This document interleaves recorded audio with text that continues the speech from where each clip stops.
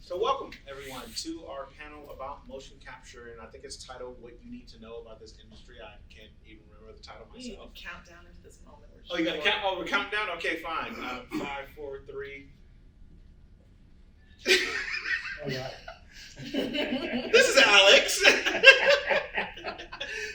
The purpose of this panel is to speak about not only motion capture as a creative art and as an industry, a new segment in the industry, new in terms of public, but also as a business and how motion capture in the industry has changed and is changing our business. And you guys can, of course, ask us whatever questions you want and need to know about the industry, about motion capture, about what we do in it.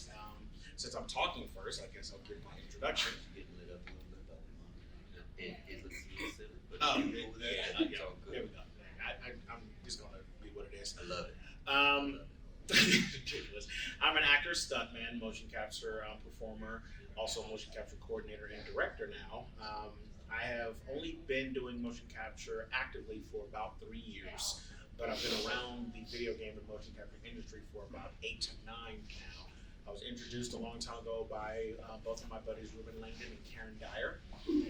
At the time, they were working on a little video game called Resident Evil 5, and they invited me on set, and I got to see it for the first time ever in person. I was like, whoa, it's kind of crazy. You guys are in these suits and doing all this crazy stuff. Like, what is this? And at that time, I actually stepped away from acting to focus on producing.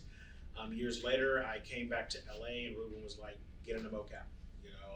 They have training down there. You could talk to this guy named Richard Dorton.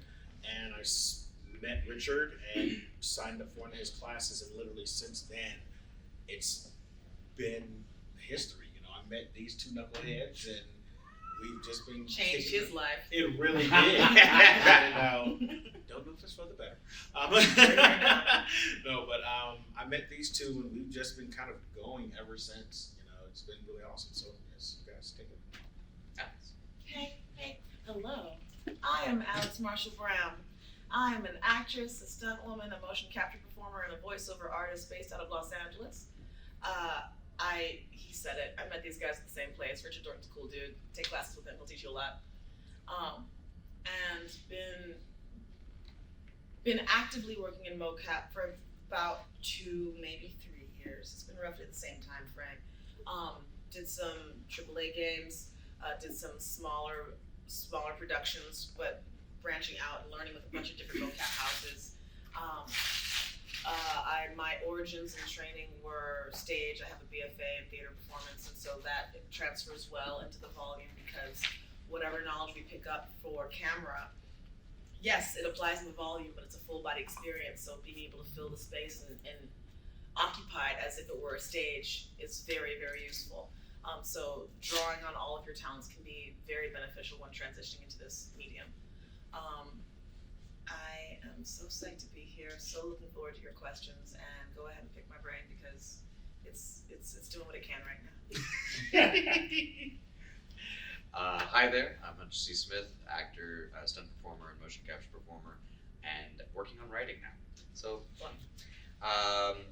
I was originally a longtime stage actor, went to UT Austin for BA, came out of there, went to a stunt school in USA up in Seattle, and then from there was introduced to the Patty Crane International Stage Combat Conference, which introduced me to this whole world.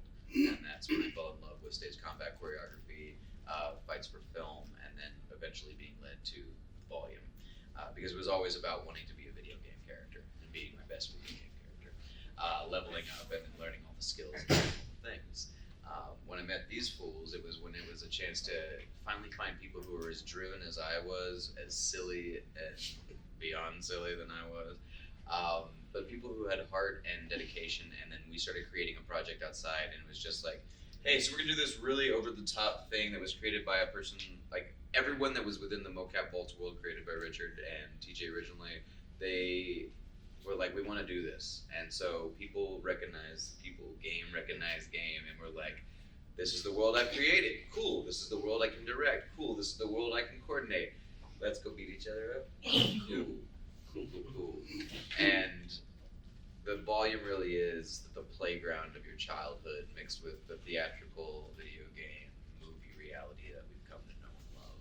And And so having that opportunity to indulge, engage, and grow has been exceptional for me. So I want to be more mocap. So with that being said, we'll show you guys some reels and kind of what we've done, so you can kind of see our work and our experience and all that fun stuff. And we're going to put you up first. So, Here I am. yeah, so we're gonna let's do that.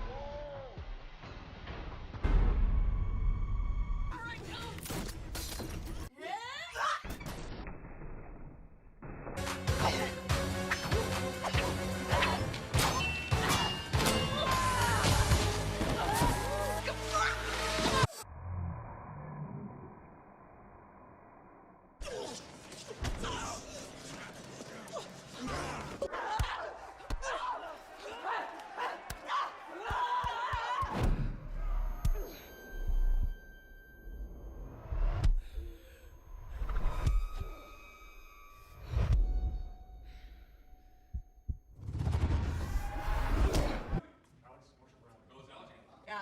Yeah. Nice. Yeah, right. Good. Yeah. Yeah, she is. Yeah.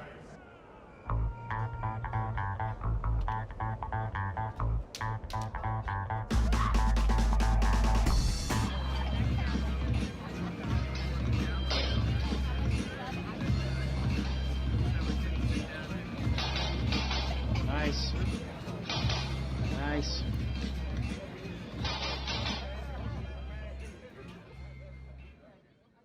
This voice in the back. Can't even get a clean take. Can't even But get a clean like take. he's like but the same exact sentence At the both same times, time. same time. Nice. Make sure I write it. He was just a little delayed on the day. He was Right. watching too much. Is yours ready? Oh yeah, it is. Ow. Where? What our check-in? Go to Hunter C. Smith. Acting page. Acting. No, I want to do the mocap cinematic reel. Ah, Just- that makes sense. You cannot type today. Where are we? The acting one? The second one? Performance capture rule right there. Is No? this a different one? Yeah. He has to find it.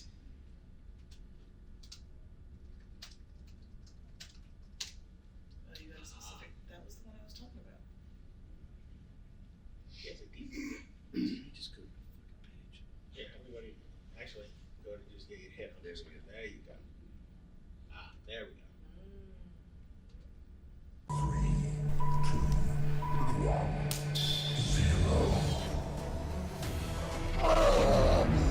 Run! I can't stop it! Run! They have everything to do with the rebellion. These checkpoints have alarms, don't they? I see loudspeakers. Are you fucking kidding me? You have a better idea? Shh.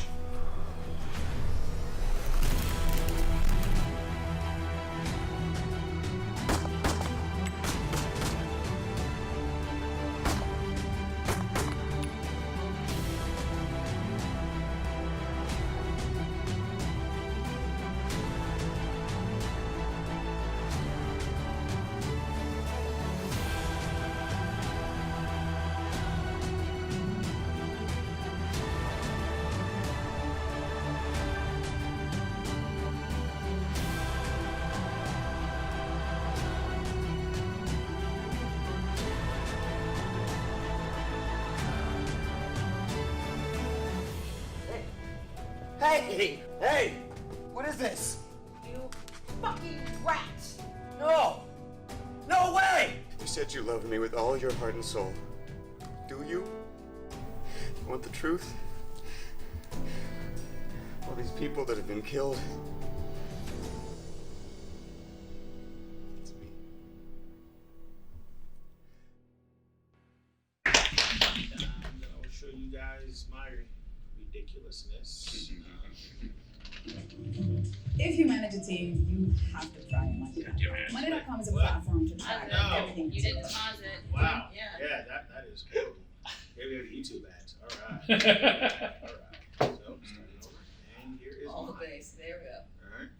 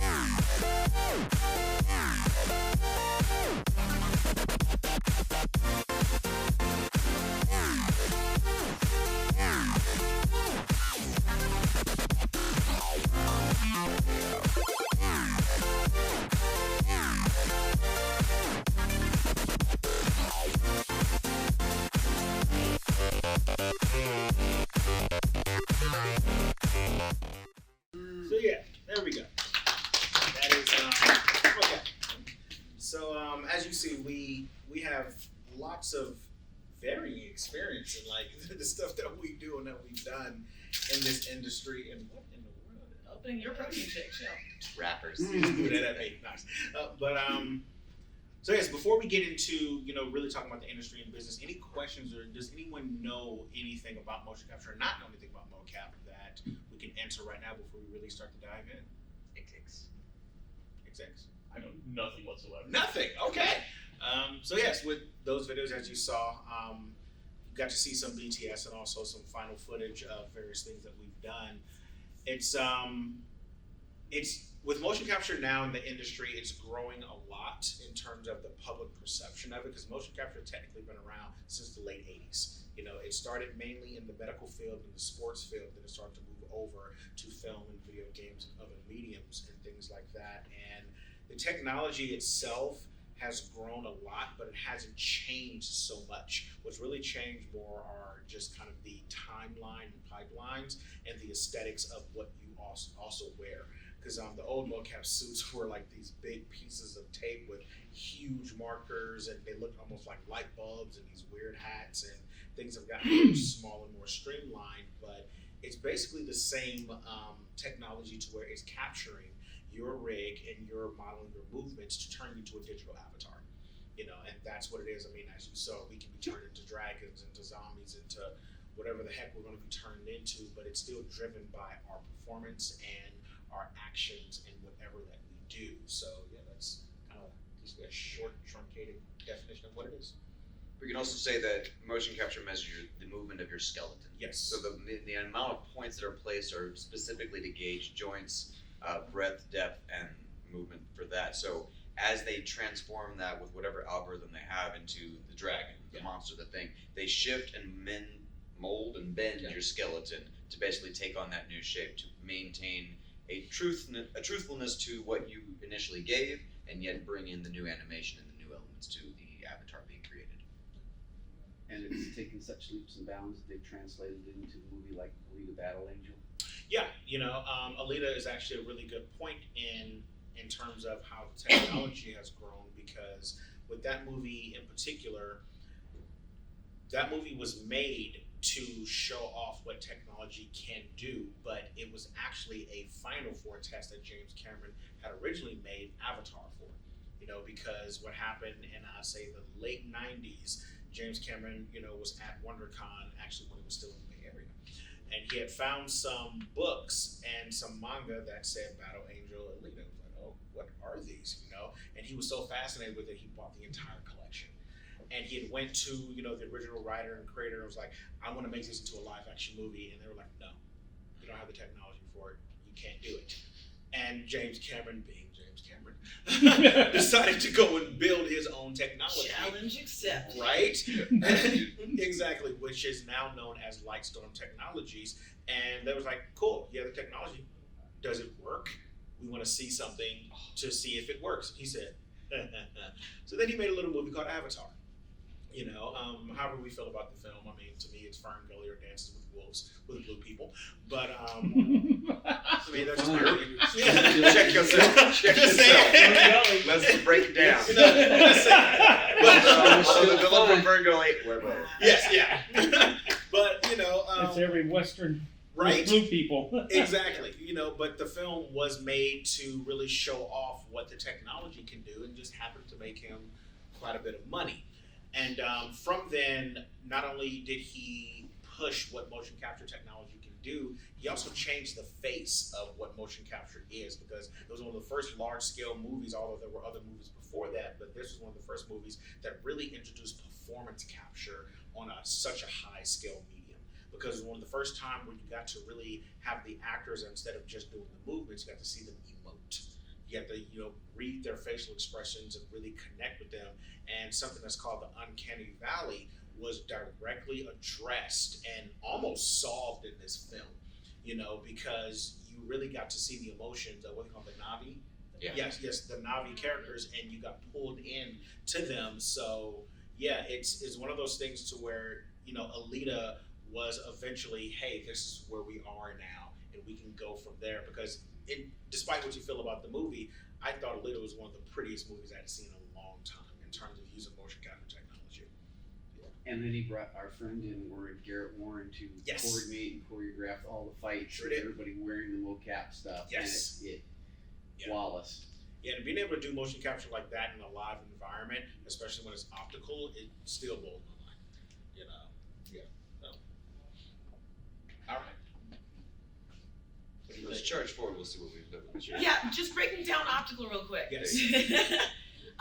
When you're working in mocap volume and you have optical cameras, you are surrounded by 360 cameras ranging anywhere from, what does it start at, like 80 to however many more they need? Depending on the Depending on space. space. It can be anywhere from 20 up to 150. Yeah, Yeah. depending on the size of the space. Yeah. And all of these cameras are tracking the markers that you have on your body, so that's what you saw in our suits. And as those markers reflect light back to the cameras, and those cameras then, as a unit, can create a 3D model of where you are moving within a space. So that's why they call it a cubic volume that you are working in. There is another type of motion capture that is inertial suits. And those are suits that you can go ahead and put the sensors on your body directly, and they are gauging your presence in space in relation to each other and in relation to the computer that is linked to it. Yes. Also magnetized to the earth with Thank you. gyroscopes, gyrometers, Thank you. magnetometers, accelerometers, Yes. all the ometers. Yes. Because they need to measure you. And so inertial suits they make the world your volume. Yeah. You don't need the Vicon cameras. You don't need to be in a specific volume space. You can go ahead and take these inertial suits anywhere, in this room even. And as long as you have the technology, you can go ahead and build your own story. Thank you. Yeah. And what's happening nowadays is you're starting to see what's called hybrid suits. Suits that are both inertial and optical. I actually work a lot with hybrid suits with certain companies that I work with, because what it does is it helps solve a lot of problems that each suit would have, and eliminates a lot of it. And it also gives you, and it gives you a lot of different options in terms of how you want to do certain movements in motion capture. And that also not only comes down to the performer, but also the performer understanding the technology. And one of the biggest things that I talk to people about with motion capture as a performer is learn the tech. learn how the tech works, learn the animator, not necessarily their entire job, but learn how their job works, because it will heavily inform your performance. Because you can do something amazing and cool in the volume and super awesome, and you think you're doing a cool job, and you have the animator sitting behind there just like, because you can do something really big and really cool, but you will be blocking all of the sensors that they need to track your movements. Yeah. And so no matter how great your performance is, they don't have the information that they need. Yeah. So yeah, you can make the effort for you to make their job easier means that everything runs smoothly. Yeah. Because it translates to me just doing this, that's 3 to 4 weeks of animation work for them. So if I can simplify that and maybe do that a little bit slower and make it more concise, I just cut down their workflow. And what ends up happening from a business standpoint, they say, I want to hire Jarrell again because he just saved me weeks of work. And I don't have to sit here dealing with his hands all day. I can move on from this just a few weeks and I'm done. And from a performance standpoint, that's just us being conscious of the entire process as opposed to just doing what we think is cool on stage. Riffing on occlusion, or what they're talking about, Yes. basically hiding of the markers and basically disrupting this pickup and Occlusion. this awareness of yourself, is that you might pop onto the table and have this sick surfing action, horse dying, or this, that, the other, but you're blocking 3/4 of the markers that tell everything about where your front is in space. So it becomes all right, if I'm going to lay on my front or have to be crawling, I have to open up to cameras on x-axis, open up to cameras on the other axis, find ways to consistently reveal and show the cameras where my body is to help with that process of recreating the skeleton.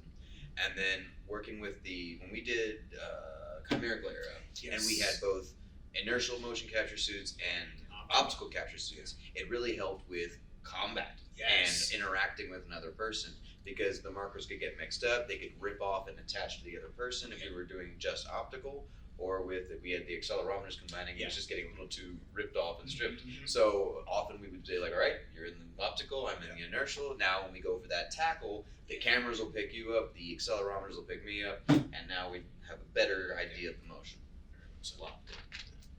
And all of that is to say, this is from a performance standpoint of understanding what to do as a performer, but now I guess it's a good time to shift over into what that means on the business side. With the motion capture industry in the last probably 4 or 5 years alone, you've seen an explosion of motion capture and from a public perspective, because 10 years ago you say mocap, and even nowadays sometimes say mocap, you was like, what are you guys talking about? What is that thing that you guys do? And now that people are starting to get more of an idea, it's coming to a realm to where the jobs are starting to, heighten in terms of more people are getting hired in mocap. Jobs are becoming more readily available. You start to get more studios open up. And we really want to talk to you guys about how that works in terms of being a fighter and being a martial artist and getting into that industry. And I tell everyone, because I get this question all the time, especially online, I get random messages, hey dude, how do I get into mocap? Okay, well, you don't necessarily get into mocap. You have to first understand what is it that you can do and what you can offer, to the world of motion capture. Because the thing with mocap is, although it's exploding, it's still a very small community, and it's not that easy to just kind of knock on the door and just get in. You're not just going to walk up to the studio and say, hey, I'm a performer, hire me for a mocap gig, because yeah, exactly. Because a lot of times you won't even be able to find studios. You won't find it, exactly. And it's really, I tell people step one is, do you have something that you can show where you can display your skills and your abilities to, doesn't have to be an expert level, but to a level functional enough to look good to be in a film or a video game? That's question number one. And if you have that reel, if you have those headshots, and I say, cool, who are you training with and who do you know that can possibly recommend you or that can get you in contact with someone? And another one, just for me personally, I don't recommend it to everyone, but I like to attend events where I meet a lot of people who are already in this industry. That was my original door in, is I knew people who were already doing it. I knew people who were already performing and who were excelling in the industry, and they were just like, hey, Jarrell, I know your work, I know what you can do. How about you try this thing? And then I went and I got training. And that's another thing today that you didn't necessarily see years ago, is now there are schools. There are didn't exist before. Exactly. Did not. Yeah, they really didn't. Like, you know, we came in on kind of an interesting time because although we already had all of this training, we got into schools early on to where we were able to jump into the suits really quickly. Yeah. You know, and really show what we can do to casting directors and animation directors and things like that. Can I jump in real quick? Yeah, please. I first experienced motion capture almost 8 to 10 years ago at the Patty Crane workshop with one class with Carrie Teal, who had worked with Tony Wolf on Lord of the Rings. And it was like, I want to do this. I want to do this. I want to do this. I want to do this. And I went back to LA and I looked around and there was no one that could teach me or train me how to do so. So then 2 years later I went back and learned a little bit more. 2 years later I went back and learned a little bit more, but there was still nothing.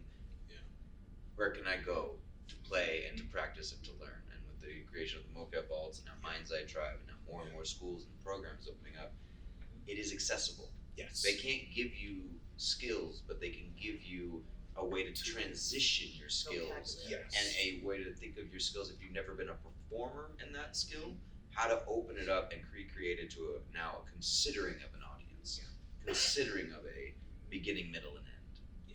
Sorry, thank you. Because from a creative standpoint, as a performer, what you want to be able to show a director, an animation director, or anyone in that process is not necessarily that you are good, because they can kind of find good anywhere. It's if you are efficient and functional. Are you coachable? Yes, and can you learn and pick up things really quickly? Because a little tidbit about Mocap is every second of data costs anywhere between, and actually the prices have changed, from $25 up to $100 per second. That's per second. That's not per minute. That's not per hour. So that means for every per second of time shot or per second of final footage. Per second of time shot. Yeah. So if we have a whole 8-hour day, even if they only need 10 minutes of that, they're paying for however many just what's that 600 seconds? Yeah, they're paying for 600 seconds of data. Wait, did that get Nope. It's fine. I did not get that right at all. I am tired. Yeah, we're just gonna. We can do the math. Yeah, math is hard. I'm tired. But anyways. Wait, no. Wait. 10 minutes, Don't. 60 I'm seconds. not. No, just 5 minutes. We're is still doing it. 300 seconds. Oh, we're still doing it. I was right. Elsa, let it go. Yes. No. Don't do math in public. Anyways, but from a performance standpoint, you have to also be conscious of that. Are you a performer that's going to take 5, 6, 7, 8 takes, and they're going to have to either pay for all that data or skim through all that data, or can you get it done in 1 or 2 takes? And I would tell you right now, those of us who can do it in 1 or 2 takes, we get called back a lot. Because it's funny, it happened just recently. I beat out an A-list actor for a Mocap job who actually has won 2 Academy Awards. You know why? Because they tested with him and he took 5, 6, 7 takes per take. And they was like, you know what? We know Jarrell can get it done in 2 takes. We can save money on him. And so it was like, and this actor is mountains better than me. I don't even try to even touch what he does. But he What wastes was money. not necessarily names, but what was the character? Was it an animal or? No, it was a human character. The character is a human character that has a lot of emotional scenes, and he gets very big and get very small. A lot of changes. Was there any stunts like you fell or something? No. It was pure. Just It was pure For real? acting. Yeah, pure acting. Wow. And when I got the call, I was like, "What the hell y'all need me for?" And it was just like, honestly, Jarrell, they said, "Yeah, he is better because he's Academy Award actor." I said, "But you save us money, and you're quicker, and we like working with you." And that's another thing, they like working with me. So basically, you're going to be him while he does all the live scenes. Well, actually, no, he's being recast to me. Ooh. Yeah. Jarrell out-emoted him. Basically. and that is something that can happen. It happens quite a bit. In my video, my Mocap reel, for the video game Crackdown 3, I actually did that with Terry Crews himself. And you see him walking down a corridor, that's actually my walk. Because Terry Crews, as awesome as he is, he didn't have the right rhythm. So I had to copy his walk and be Terry Crews. And I ended up getting in the final as Terry Crews. So I basically ended up walking like a better Terry Crews than Terry Crews. But that's just because knowing all went to his head. It did not, shut up. But the thing is, I say that to say it's because I am efficient and I know what I'm doing in terms of how to perform best for the animator, as opposed to just getting the performance. Because I am not Terry Crews. I can't do what Terry Crews can do, but I'm a good watcher and I can learn from that. And it's going, okay, you know what? The animator actually needs this. Let me give them what they need and they'll do the rest. So yeah, a lot of this comes down to you identifying your process and you adapting your process to fit the animator's needs. Yeah. Because there will be times when you get into the volume and you realize the animators don't know exactly what they want. Oh God! They don't know exactly what they're going for. Oh. They know they want it to be awesome, you know? Yes. And so it is suddenly up to you to like get a script that morning and learn your lines, get in the volume, get loose in your body, be warmed up, and they're kind of like, okay, so like we want it to feel a little dangerous. I don't know what that means. Okay. And you need to like translate, incorporate that into your body and perform that in a way that is fitting to their needs. And the quicker you do that, the more you save the money. Yeah. So it's trying to figure out, it's interpreting what is it that they're looking for right now. They say dangerous, but like does that mean that they want it to feel like the situation is help me. They want it to feel like this situation is a threatening situation, or it's the turn in the story where finally we realize that this character that we thought was good is really bad. Yeah. So like it's you trying to translate what is the event that they want to see happen in this scene. But a lot of those choices comes from the context of what's happening, like what you're saying. And in the sometimes scene. you don't always get the full context. Sometimes, like your character building from internal. Yes. And you have to, because what she said, do something dangerous. One of the common directions we get is, okay, do something cool. Jeez. And you go, cool like hi, cool right? like hi, cool like hips. What does cool mean to you? And then you sometimes have to just throw something out there, and then you get this. That was awesome. That's what we wanted. You're like, you didn't know what the fuck. You didn't know. Actually, you wanted. waited to see what I would do, and then suddenly you want to jump on my bandwagon. Let's go. And it's such a real thing because, like she just said, and although it was very small, it's a big thing. We don't often get the scripts until we're on set that day. So a lot of times we don't even know what character we're necessarily playing. Or sometimes we'll be playing 5 that day. Yes. Or 50. Or 50. Oh, sometimes you're fighting yourself. Yep. Yeah, you know, and you don't get a lot of this until you get on set, so you have to always be present in the moment. You know, like a lot of people have given me praise and want to talk about Game of Thrones, but I'm like, I don't know what the fuck I was doing until I got in, and it was 10 minutes before I got on stage. They handed me the script, and it was it was 45 moves on one page, and it was like 4 more pages, like 50 moves each of playing all these characters, and I hadn't watched the show at that point. And I was like, I read the books, you know. But I was just like, exactly. I'm like, I have never watched this show, so I also tell people, try to arrive 30 minutes before your actual call time, and request that script, and give yourself a moment to maybe if you need to jump on and just kind of watch a quick video or just get something in your head. Like, YouTube has helped so much because you don't know what happens. And what happens is I got on stage, they said, cool, Jarrell, all right, so you're a dragon. Do something cool as a dragon. And I was like, sure. So, but because of my process, I was like, Can I do it? I'm gonna the throne's over there though. Sorry.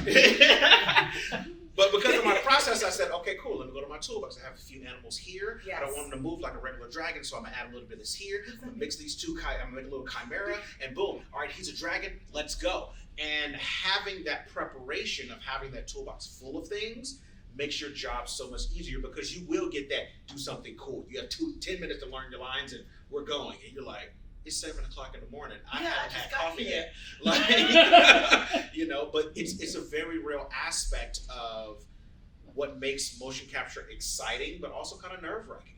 Because especially the bigger studio, you know, the stakes are bigger. You'll walk in and be like, all right, I see a few executives over here. They all have Disney badges on. They're staring at me. What are we doing today? Oh, 45-second fight. We have 5 minutes to learn. Okay, and then they're just looking at you going like this because they're looking at the money. Yeah. They don't care about your performance. Can they sell this? Exactly, you know, so that And from I get the return 5 times what the investors have put in. exactly. So having a very strong business acumen and mindset of understanding what part you play in this makes a big difference. Because yes, our work can be anywhere from one day to maybe a few months, but they're going to be living with this data and information for years. For years, and It takes so long to make a game. yeah, and there's a big aspect of also you have to shut up about that for years. You know, whenever you do something cool in mocap, you cannot talk about it. It's the worst. It really is, because you're so high. You get off the day. Oh my God, I work with this celebrity. I'm working on this project. Yeah, what did you do today? Nothing. NDA. That is your best friend, and I've seen a lot of people lose jobs, you know, and lose kind of their, you know, I won't say place, but lose their ability to work a lot of motion capture jobs because they talk too much, you know, and because they always have the need to share. And it's like, The best thing you could say is, here's me in my PJs again. Right? And that's it. That's what you got. Or like, here's the Made doorknob my that I'm about breakfast. to walk through. Right? You know, like, You know, and that's a very real part of this industry. So I tell people, don't go into mocap trying to seek fame. Because although you get the oohs and ahs, you won't get those 3-4 years later. You know, you won't get those to a long time later. And at that point, you might have even forgotten you even did something on the damn project. You know, and it's a lot more internal. Like it's Very your much so. it's your comrades and colleagues that are Yeah. gonna say good job. Yeah, It's and not necessarily the average moviegoer. no, Exactly. no, because the average moviegoer, they'll be focused on either the character or the, you know, the human characters and things like that. Like, it was really funny when I was finally able to talk about some of the projects that I've been on. They had invited me to some of the, like, these little premieres, little events. I'm like, don't nobody know me. Yeah, You know, they don't know. like- They don't know how you contributed to the project. So you're Exactly. just like a fly on the wall, watching everyone watch you, and Yeah. they don't know that the person up there is you. So you're just like, what is this? Like, that is great. Why are we even here? And then what often happens, No. the director or producers will forget to, like, mention that, oh, that was the person who did it. You know, and go ahead. Also, sometimes there are 4 or 5 people that contribute to one role. Yes. Because, like, you have a character that has performance cinematics, that also happens to do parkour, Yep. that also happens to have a skill set in swords, that also happens to juggle. Yeah. And you may not have all 4 of those talents. Yep. So they'll bring in all the people who can do that to perform for that avatar, and so all of a sudden all 4 of you are credited with that role. Maybe not even credited even. that's the thing, is you are always an ensemble performance. Yes. And not just in that we work together, is that you are me and I am you, and Yeah. we'll be And traded we're- individually and out. Yeah. And so whenever we're up there, it's like, well done. Good job. Well done. That was great. We all Well did done. well. Well done. You know, and with the ensemble performance and piggybacking on what Alex, I saw that, what Alex said about not being credited, that's another big thing about not seeking fame. You won't always be credited for your work.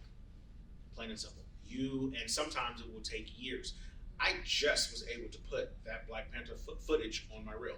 It's taken me years just to get Disney to say, oh yeah, you did do work. I'm like, y'all sent me a check and y'all was there and y'all hired me, but y'all couldn't put me at least in the credit. Wow. Yeah. You know, Right. and because it's because you're part in the process. You know, I tell people, look at it this way: one character has probably about anywhere between 30 up to 60 people working on that one character. And your performance, a lot of times, because it's done so early on, those other 60 people are the more important parts, and they'll just completely forget that, oh, that was a human who drove that character. And saying all that to say, you also have to be very humble and content with, you know what, I did good work. Okay, I did good work. I can appreciate the fact to say, you know what, I helped make that be what it is. No one may ever see it. They may not ever see my name. It may take them 5 years to see my name, but I did the work and I loved the work, and that's why we still do it. And you got a paycheck and you can pay the bills. Honestly. You know. And whenever like I've had projects a lot of projects that I've done in the past few years have been demos for like potentials. Like maybe if we pitch this and it goes somewhere, and I've played some of my favorite characters that I was just like, yeah, no, I can do this. I can do this all day, any day, right now, let's go. And then like Sniper coming out, I'm like, It's never coming that's out. cool. Yeah. Can I get the footage? Yeah. Maybe. So That's cool. At least I had the opportunity to take on that mantle and do that thing for a day. it's on my I was resume. that guy. Yeah. It's definitely on my resume. I'll talk to you about it, but I don't have anything to show. Yeah. And so that's a frustrating element that I'm still trying to find a solution to, because we as artists need to go ahead and, like, it is a show and tell industry, and if we can't show what we can do, like, the resume is cool, but, like, people want to see it. Yeah. And we often find that, especially in mocap, it's such a new industry that a lot of them don't consider themselves part of the entertainment industry. They're technology. Yeah. They think of themselves as technology based, so they don't have a mind for looking out for their artists. Yeah. You will get the check for the work that you do for the hours that you work, but you won't get residuals. That's not part of it. You don't get sales on the back end. That's where the new media contract comes in handy. Ish. Not even. That's from Netflix. It don't. It was an attempt. That's why we need to renegotiate. That's from Yeah. Netflix. So does motion capture fall into SAG-AFTRA? No. It's the wild, wild west of mocap. Yeah. It's not even quite SAG even. Yeah, they don't always know where to place it, because I've been on projects where there have been both non-union and union actors on the same project because they still don't know where. Because SAG has no purview there yet. Yeah, and like she just said, they look at it as, oh, that's just technology. I'm like, but there are humans driving these characters. Yeah. That's why you have people like Andy Serkis and Terry Notary and Richard Norton and people like that who are, America Young, who are really trying to change the outward view of it, because it's like, yes, you love these characters, and we love the artists who make us look good, but we're driving these characters. Yeah. We're giving that emotion to make these characters move and breathe and We think. literally make them come alive. Exactly. And it's one of those things to where, yes, animation, you can animate these things, but you know it when there's someone driving that character. So getting to that point of getting the rest of the industry to understand that, hey, we exist, we do things, that's kind of been an ongoing battle, So can I ask to be clear? Mhm. So like a Pixar animation that does not do SAG-AFTRA either, right? Yep. Because they see them as animators. Well, But if it's a motion capture, that they're hiring actors. Well, what about the voiceover? Well, that's different because with Pixar, Yes. Pixar hardly does any motion capture. Pixar actually, I'll just they do focus mainly on that. voiceover, and their animators are actually doing a lot of that acting. They a lot of time will do video reference, kind of like old school Disney, to where they have a video camera on the voice actors when they're working. But And then the animators will draw that in. They're not tracking their movements. Yeah, but Maybe this might clear it up because I'm trying to clear it. If EA Sports hires you while they're hiring you to act, they don't see it as acting. Therefore, it's not SAG-AFTRA. But if it's under kind of a Hollywood thing, it's more likely going to be SAG-AFTRA. Well, I'll give you a perfect example of how that works. I worked on Anthem. That was a SAG job. But then I worked on currently working, because I can actually speak about this, currently working on an EA football game. They don't look at that as acting. Nope. So even that under the same company, like I told you before, sometimes you have projects where you have SAG and non-SAG. They'll do that even under the same roof, depending on their discretion. And it's kind of weird because they'll go, well, you know what? Yeah, this has some acting. This is kind of, theatrical. Yeah, we'll have a SAG contract for that. Then this will be like, It's just sports. It's just sports. Yeah, they may have a few lines. That's Hire kind an of athlete. cool. We're hiring an athlete, a couple of actors, but not really, because they look at whether they can save that money. And then there's also stunts and action. And that is a interesting little level we've gotten into, because Great I've walked idea. into a set or a studio before, 2 sets, and there's me and my team going into this room to do a martial arts fight scene where there's going to be throws, kicks, punches, etc. And then the Action Factory team going with pads, gear, rigging, etc. and guaranteed union wages into this room. And I'm just like, No one went to the hospital. Y'all don't care about us? yeah, I want That's to. weird. That's where why the board of directors needs to be ousted at the guild right now, because they're the ones that sacrificed us for that contract.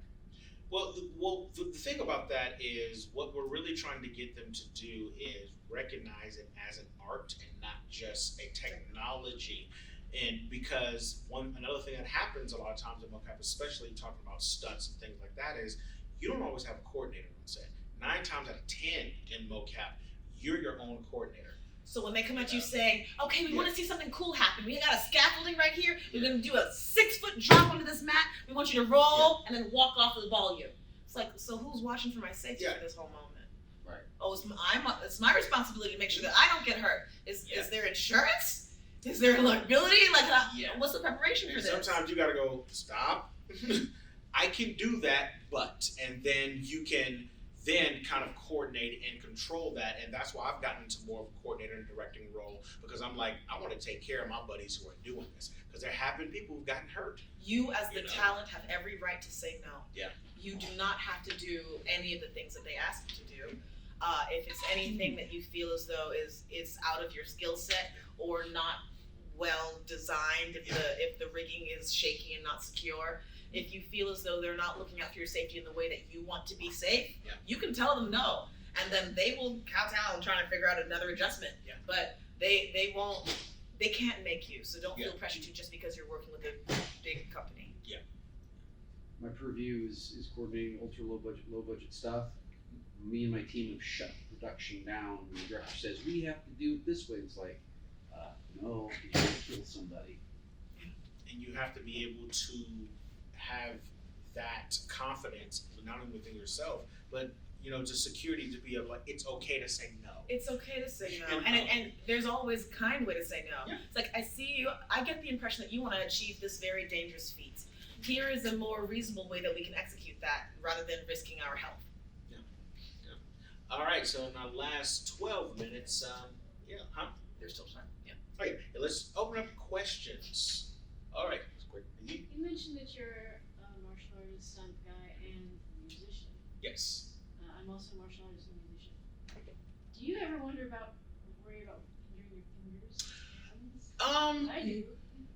Not so much, because one of the big things in motion capture for me, and just in everything that I do, honestly, but especially motion capture, I do that primarily, is how do I take care of my body? I teach a lot of private lessons, and 90% of my class, although we do get into acting and characters and creatures and techniques, is how to take care of yourself on set. I put them through a lot of scenarios of what feels right versus what is right. And the trick is what feels right. I don't care if it looks cool. If it doesn't feel right and you're going to injure a part of your body, either find a new way to do it, or don't do it at all. And yes, these are my meal tickets. This is my meal ticket. This is my meal ticket. I need to take care of all of it. If they have me doing something that's even going to slightly mess with that, I go, hey, I have a question. Can I try doing it like this? And then usually they say, oh yeah, that works better, because, as we said earlier, they don't always know, what they want. So you can always kind of suggest that and go, well, I can do this to make that a little bit better. Like in my reel, they have us getting to like the javelin suit. They want to do this thing where we were hanging off and trying to jump and do that. I said, can we try something? Because I was also working with someone who'd never done mocap before, and she was ready to just kill herself. And I'm like, no. I said, can you give us 2 apple boxes and have us just kind of stand up and then just jump into the suits that way? And they were like, oh, that would be cool. And because I was like, this girl's getting ready to kill herself because she was so happy. She's so excited to work. She gon' die. Yeah, so you have to not only be conscious of yourself, be conscious of your partners. Yeah. To speak on that, when you feel like something has gone awry, are you able, is it faux pas to ask if you can rewatch what you have just recorded? Oh. So that you can see yourself do it and say, that's where it is. Can we maybe try something different? Always ask. That's something for me that, especially if you're working with a studio that you have worked with before, you can say, hey, I know you guys may have gotten that, but something didn't feel right. Can I just at least see it or try it one more time? If you're on a tight schedule, just kind of feel if that's okay. But if you're on a schedule and you're with the crew that seems really loose and really cool, and they're up for suggestions and they say, what do you think? I always say, hey, can I just see that last take? And I go and I say, you know what? Okay, I don't like what my foot did there. That was weird. Can I try this and do that? Conversely, your job is to make your director happy. Yeah. And if you see something up rough with your foot, you're like, oh, that's not rough. I could do that better. I know what I can do. But if your director's kind of like, no, that's exactly what I need. Don't stress it. Right. Yeah. Okay. Yeah. So like I said, it's that feeling out. Okay. Just so I guess in the process then it would be you do the take. All right, cool. That looks great. Moving on. Cool. Forget about it. I don't want to do it again. Yeah. I mean, they will likely say, okay, great. Flag mention, hey, I did notice that I didn't do this one thing. Does that bother you? No, I'm fine with it. All right, cool. I'm not gonna worry about it. Yeah, you might have noticed something that was continuity like 101, and they're like, "Oh my God, And yes, yes. please redo that right Yes. now." Yes. And be like, So "Thank you." mention it and check in. But if they still don't mind it, then yeah, you Okay, can so let it go. You've done your job at that point. It's good to do that then, to check in and be like, hey, so I feel like this thing happened. How do you feel Communication's about key. it? Yeah, and always filling out, because there are times where I even like make small notes to myself of, you know what, I'll ask them that at the end of the day after we've gotten through the list. You know, because like I say, you know what, we got a big list, got to get through everything, and then I say, hey, you know what, on take 10, you know, on 10A, I didn't feel like I did something right with that, and then they'll go, whoa, he's paying attention to the takes. Holy shit! Then they'll go back and go, wow, we didn't even catch that. You know what? Try that again, or you know what, it's fine. So you can even wait to the end of the day and go from there. I'm sure it depends on the job. Again, probably like the difference between EA Sports or something that's more for a movie or a television show. So like industry, there's probably no industry standard, but I understand that some stunt people will require, you know, like $600 to $1,200 a day. Yeah. So what is we looking at as far as that range that we're not being taken advantage of? Your standard rates of mocap, especially if it involves stunts, the industry, depending on the house, it would usually be anywhere between $800 and $1,200 a day. Yes. If you have a good relationship with them, or they're a studio where you can talk that flexibility a little bit more and negotiate, you can get up to sometimes $2,000 a day. You know, especially I always like to lead with, okay, cool, am I doing any stunts, and what type of stunts am I doing? You know, especially with studios that I've worked with before, and then I say, you know what, okay, that's great, but my usual rate for this with those type of stunts, just to make sure I am covered, would be this. And sometimes they'll come back and try to knock it down. Other times they go, you know what, yeah, okay, cool. You know, so that communication, negotiation, especially if you feel comfortable doing that and you've built a bit of a reputation, is never a bad thing to do. Can you talk about agents or agencies, or I hear you guys mentioning the house. Yep. I guess there's different studios and whatever. Yes. Yep. Anyways, can you talk about that area? Yeah, I currently don't have an agent or a manager. I get 100% of my jobs through recommendations of people that know me.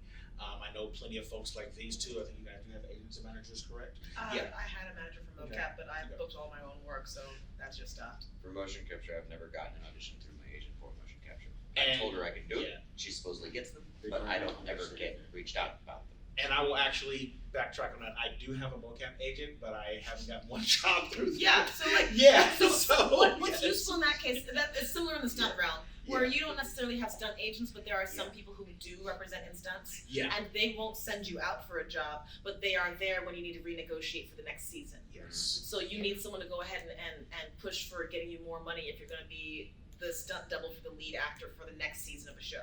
So that's when you want your heavy in your back pocket. Yeah. But Or for the the most part, Yes. for the most part, like it's me finding my own work. I think it flashed quickly on screen for you. Mhm. So you did the motion capture for Black Panther on top of the car? Yes? And No, it was it in was the not train. car. It was That the, was it a was train. the train. Yeah, it was trains. I was like, no, not a car. Yeah, train station. Yeah. Okay. Mhm. Yeah, I mean, all of it was awesome. Thank you. Thank you very much. I was finally You able and the after 1,000 years. views. Right? Yeah, and that was very interesting because on that one I did request basically a higher rate because they said, yeah, Disney needs you for stunt work. I said, cool, if it's Disney and it's stunt work, and I know you guys studio have concrete on the floor, I'm going to need a little bit more. Because at this point, the studio, and this studio I've worked with a lot now, and I've been able to kind of talk them into making a better environment for us. I said, yeah, because y'all got concrete on the floor and it's cold down there and it's Disney, I'm gonna need $2,000 since y'all need me there for 2 days. And I said, I got you. You know, but that's because I built that reputation with them and I knew the mouse was paying that check. So, right? Any other questions? Just a kind of statement, backtrack a little bit. If you're feeling uncomfortable, stand up for yourself. My friend Sonia Davis lost her life on Vampire in Brooklyn because her coordinator wouldn't back her.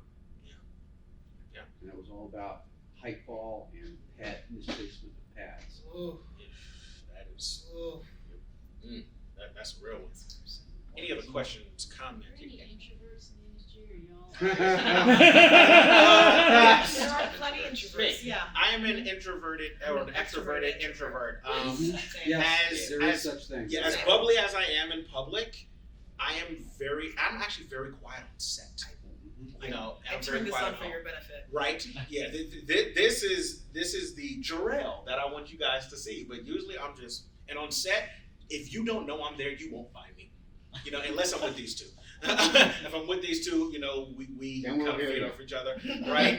But I'm usually, and to be honest, a lot of people are introverts in the industry, and more so than you would think. You know, one of my friends who's long since passed was Robin Williams, the biggest introvert you will ever meet.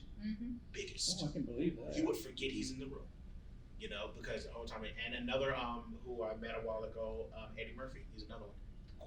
Quiet as a mouse. But he steps outside and he's there. You know, so yeah, don't worry about being an It's introvert. that energy. Yeah. It's Yeah. that Yeah. energy, and then it's that sharing of that It's the energy, and then the performance. taxation it draws, so that when it's time to go home, it's just won't like, stop. You let I that want my laptop up, I want Right. my news on, I want my chair, I want my You drink, just want to hear. and just soak. Yeah. And then like as I put on the TV, I let that flood my mind, and I work on my own projects, my own scripts. But it's I don't like. What do you do for fun? And I was like, I work, I train, I write. I work, I train, I write. And then sometimes I get to work with awesome people. Sometimes I get to train with cool things, and sometimes I get to write cool stories. But it's like, what time do I have to go do the things that y'all want to do? And if it's not benefiting me or helping me do the things that I want to get to, we'll get there. But like that's why I enjoy coming to conventions like this. It's like that you get to enjoy in every part of that. It's not work, it's a lifestyle. It's a little love. And and to be honest, having that introverted side of you is very important, because one thing I've learned being in this industry for as long as I have is learning how to turn it off. It's so useful, especially when you do things like motion capture, because Mocap that we didn't mention earlier, it's a workout. It's a mental, emotional, and physical workout. I tell people if you're going to do Mocap, don't skip leg day, because it's like being at the gym for 8 to 10 hours a day. Yes, and you don't want to carry that home with you all the time, because when you get home, you want to be able to release it. But also, you know, I'm not an old person. I'm only 33, but you also want to be able to kind of save that energy.